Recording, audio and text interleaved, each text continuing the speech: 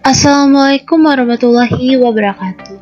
Yang terhormat Ibu Yunika Eskep Nurse MKes selaku dosen pengampu mata kuliah keperawatan anak dan juga teman-teman yang telah memberikan saya kesempatan pada pagi hari ini untuk menyampaikan materi tentang pendidikan kesehatan yang berjudul yaitu perawatan bayi berat badan lahir rendah dengan metode kanguru sebagai pengganti inkubator. Baiklah, sebelum saya memulai presentasi pada hari ini, saya akan memperkenalkan diri terlebih dahulu. Perkenalkan, nama saya Oreka Putri dengan NIM PO 7120120069 dari tingkat 2B. Baiklah ya, mungkin langsung saja kita untuk mempersingkat waktu, kita langsung masuk ke materinya yaitu tentang pengertian bayi berat badan lahir rendah. Oke, di sini saya akan mengulas kembali apa sih itu BBLR dan apa sih bedanya prematur dengan BBLR. Nah, di sini saya akan menjelaskan kembali ya apa itu BBLR dan bagaimana perbedaan antara prematur dan BBLR. Oke, BBLR itu adalah keadaan ketika bayi dilahirkan memiliki berat badan kurang dari 2.500 gram. Oke, teman-teman udah pada nggak asing ya apa itu BBLR? Jadi kita boleh garis bawahi bahwa BBLR adalah bayi yang lahir dengan berat badan kurang dari 2.500 gram.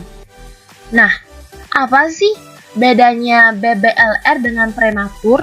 Jadi BBLR itu berbeda dengan prematur. Oke, prematur itu adalah bayi yang lahir kurang dari 9 bulan. Oke ya. Jadi kita bisa bedakan kan BBLR dengan prematur. Nah, tetapi bayi prematur itu dipastikan lahirnya adalah BBLR. Nah, sedangkan bayi BBLR belum tentu dia prematur. Oke, kita langsung ya lanjut ke materi selanjutnya, yaitu tentang PENKes ya. Pendidikan kesehatan, pengertiannya, mungkin metodenya, apa cara-caranya bagaimana. Next, mungkin ya. Oke, mungkin kita lanjut ya. Apa itu pengertian pendidikan kesehatan? Nah, udah pada dengarkan apa itu pendidikan kesehatan dan juga sama sih dengan yang namanya promosi kesehatan. Karena pendidikan kesehatan ini ada juga satuan acara penyuluhannya juga. Oke, mungkin langsung saja ya ke pengertian PENKesnya sendiri adalah merupakan suatu bentuk tindakan mandiri keperawatan untuk membantu klien, baik individu, kelompok, maupun masyarakat dalam mengatasi masalah kesehatannya melalui kegiatan pembelajaran yang di dalamnya perawat sebagai perawat pendidik. Oke, kita boleh garis bawahi nih. Kita sebagai perawat pendidik. Kita pendidik apa nih? Mendidik suatu pendidikan kesehatan. Dalam bentuk apa? Dalam bentuk tindakan nih, tindakan mandiri.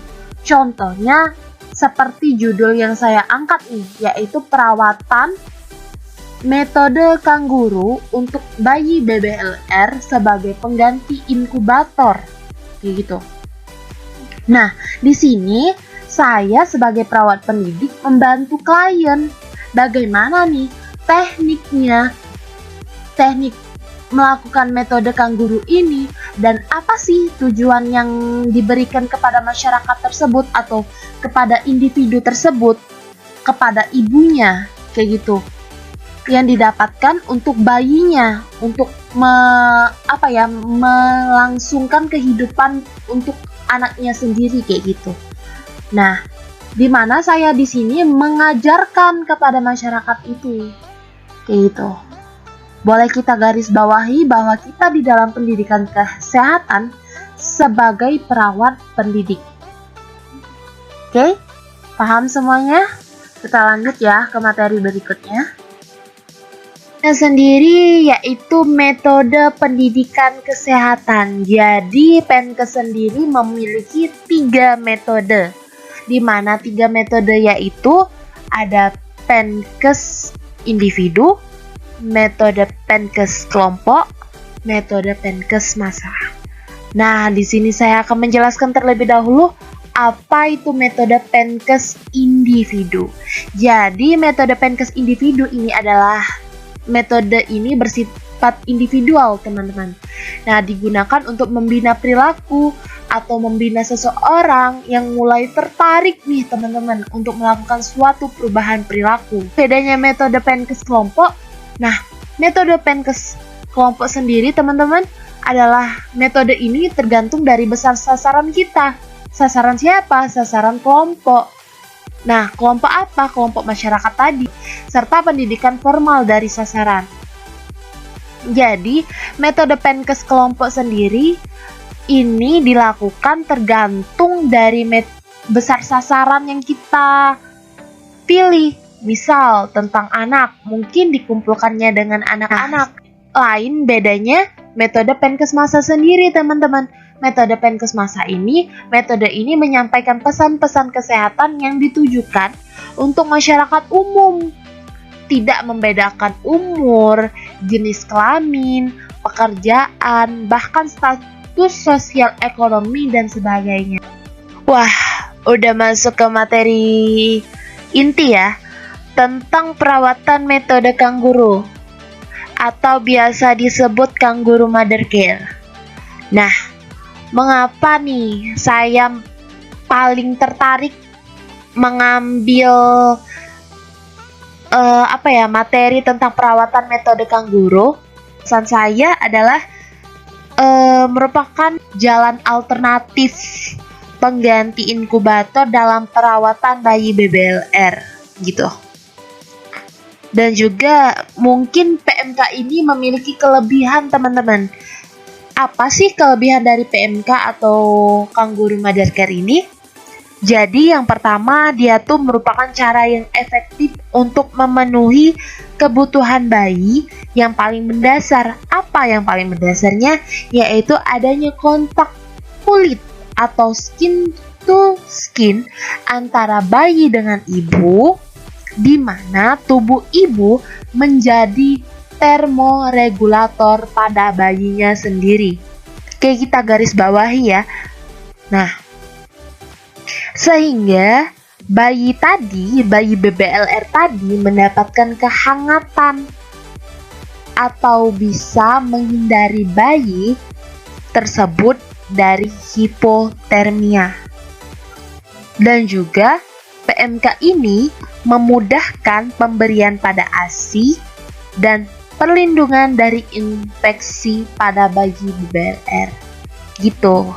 Itulah alasan saya mengapa memilih perawatan metode kangguru untuk bayi BBLR. Oke, teman-teman, kita lanjut ya. Oke, materi selanjutnya adalah pengertian dari PMK atau ini ya, KMC atau kangguru mother care.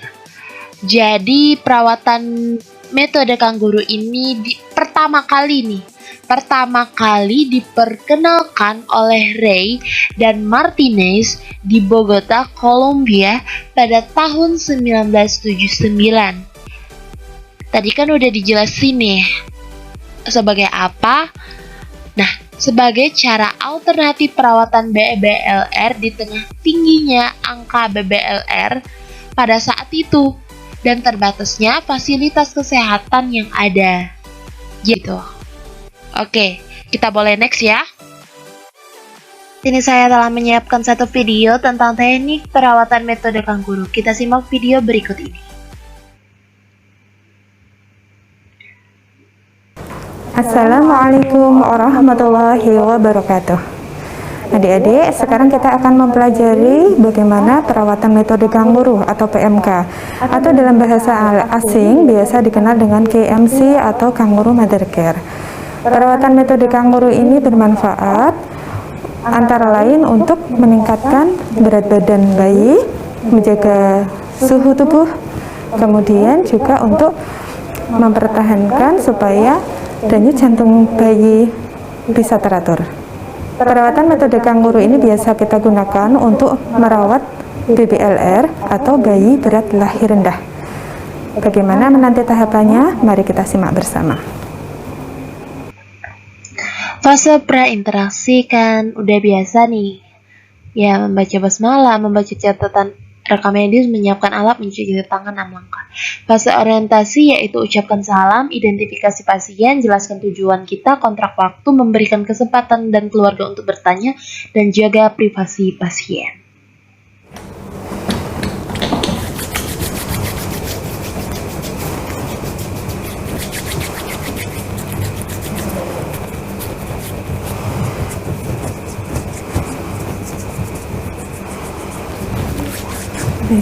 Assalamualaikum Ibu. Waalaikumsalam. Alhamdulillah. Kabarnya baik ya? Hari ini sehat? Alhamdulillah baik. Adakah keluhan-keluhan tertentu? Pusing?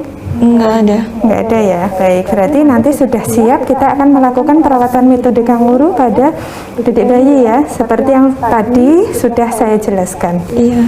Gitu. Baik. Kalau begitu silahkan Ibu bisa cuci tangan ya. Cuci tangan 6 langkah seperti biasanya. Ya, sambil kita pastikan bahwa kuku-kuku jari tangan Ibu sudah pendek-pendek dan bersih ya. Nah, tadi Ibu sudah mandi ya, barusan mandi? Iya sudah. Ya, baik. Kalau begitu, nanti kita akan langsung melakukan perawatan metode kanguru dengan menggendong adik. Nah, sementara saya ambil adik bayi dari inkubator, Ibu bisa melepaskan pakaian atasnya ya. Nah, ya.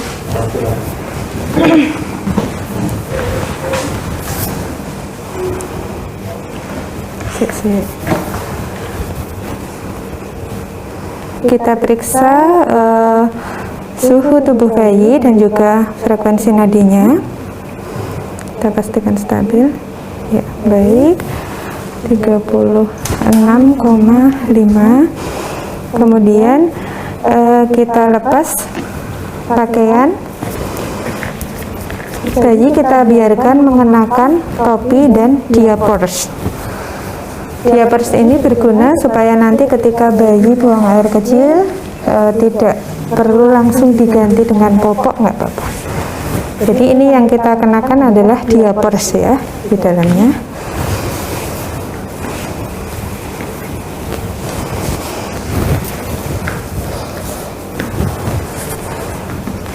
Nanti Ibu juga bisa mencoba ya sendiri karena ini akan dilanjutkan ketika adik sudah di rumah. Ya. Kita pastikan mengangkatnya dengan benar ya supaya bagian leher bayi aman. Bayi kita masukkan ke dalam kantong gendongan kanguru.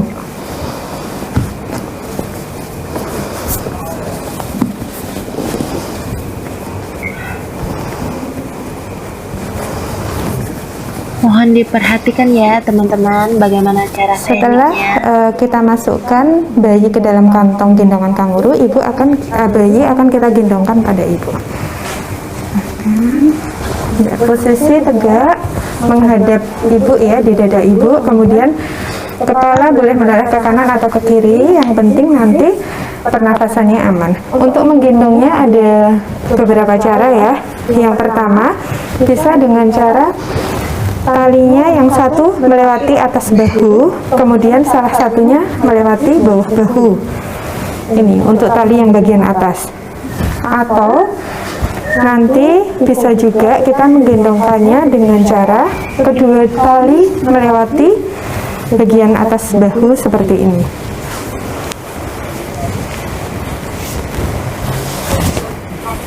Kita ikat. Terlalu kencang tidak, Bu? Enggak. Tidak ya. Kita gunakan simpul mati saja supaya nanti lebih kuat.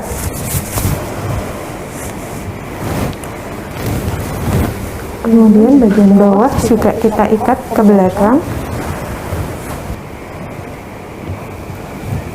Oke.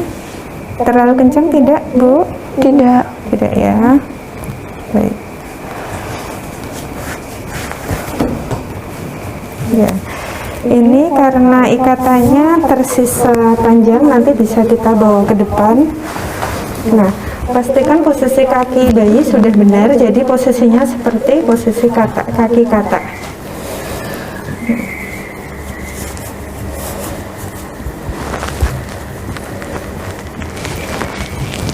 Ini karena bonekanya tidak bisa dilipat ya kakinya sehingga terlihat. Tetapi kalau kita melakukannya pada bayi, nanti posisi kaki akan seperti katak, otomatis sudah tertutup oleh kain ini.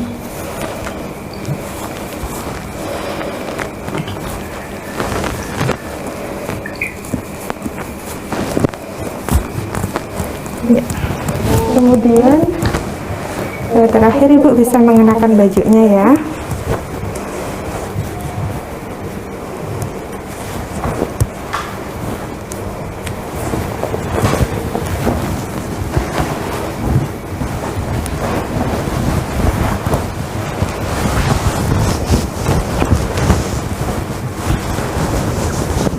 Ya.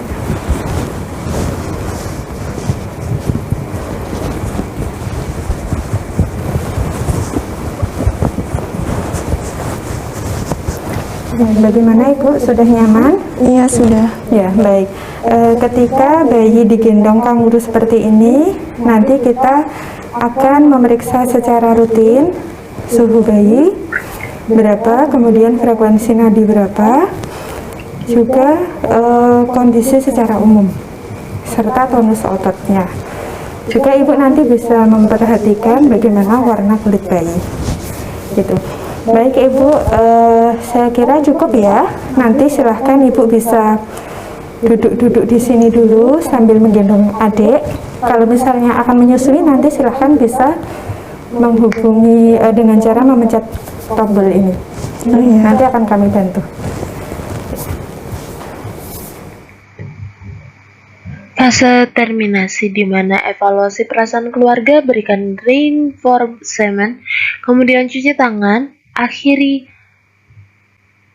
Kemudian fase dokumentasi ini bisa dibaca. Alhamdulillah, demikian tadi sudah kita lakukan bersama-sama perawatan metode kanguru pada BBLR. Mudah-mudahan bermanfaat.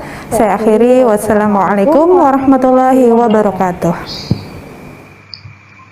Baiklah, teman-teman udah pada lihat kan bagaimana cara teknik perawatan metode kanguru dan apa tujuannya? Mungkin langsung saja kita next ya. Kita next, nanti akan dibuka sesi pertanyaan jika ingin teman-teman ada yang ingin ditanyakan ya. Oke, langsung masuk saja ya, keuntungan PMK bagi ibu. Jadi, keuntungan PMK ini tadi ya, berdasarkan penelitian, Tesia DKK dinyatakan bahwa ibu yang menggunakan metode kanguru atau kanguru mother care ini merasa lebih percaya diri dalam merawat bayinya dibandingkan ibu yang tidak melakukan PMK. Selain rasa percaya diri ibu, PMK juga meningkatkan rasa kedekatan ibu dengan bayinya dan juga mengurangi perasaan stres pada ibu sebagaimana pada bayi serta membuat ibu dan bayinya lebih tenang dan rileks. Oke, mungkin langsung saja ya, next ya. Oke, keuntungan PMK sendiri bagi BBLR adalah 1. Suhu tubuh bayi, denyut jantung, dan frekuensi pernapasan relatif terdapat dalam batas normal. 2. BBLR juga lebih cepat mencapai suhunya 36,5 derajat Celcius, terutama dalam waktu 1 jam pertama, atau suhu normal ya. Ketiga, ASI juga selalu tersedia dan mudah didapatkan sehingga memperkuat sistem imun bayinya karena meningkatnya produksi ASI. Juga, dan yang keempat adalah kontak dengan ibu menyebabkan efek yang menyenangkan sehingga menurunkan stres ditandai dengan kadar kortisol yang rendah. 5. Menurunkan respon nyeri fisiologis dan perilaku yang ditandai dengan waktu pemulihan yang lebih singkat pada uji tusuk tumit. 6. Meningkatkan berat badan dengan lebih cepat. 7. Meningkatkan ikatan bayi pada ibu. 8. Memiliki pengaruh positif dalam meningkatkan perkembangan kognitif yang dilihat dari lebih tingginya scores indeks perkembangan mental bayi. 9. Waktu tidur menjadi lebih lama yang antara lain ditandai dengan jumlah waktu terbangun yang lebih rendah. Oke, udah pada tahu kan keuntungan PMK bagi ibu, bagi BBLR, teman-teman? Baiklah teman-teman, mungkin materinya udah habis ya. Ini adalah media penyuluhan PMK atau berupa leaflet. Nah, leaflet ini nih adalah selembaran kertas di mana dibagi 3 yang berisikan informasi tentang materi apa yang bakal kita bahas, kayak gitu. Nah, di sini saya udah menyiapkan leaflet di mana ada part ya materinya. Ada apa metode kangguru itu, apa kriterianya, apa manfaatnya, dan penggunaan selendang itu bagaimana. Terus monitornya tuh bagaimana, kayak gitu. Udah ada semua di media ini. Dan juga ada juga di belakangnya kayak gitu, bolak-balik. Jadi ada faktor keberhasilan dan juga bagaimana tahapan penggunaannya. Oke, mungkin itu saja materi yang bisa saya sampaikan. Lebih dari kurangnya saya mohon maaf. Jika ada salah kata atau materi yang belum cukup jelas, silakan teman-teman yang ingin bertanya, saya persilahkan waktu dan tempatnya. Saya membuka 3 pertanyaan kepada teman-teman yang ingin bertanya, saya persilahkan.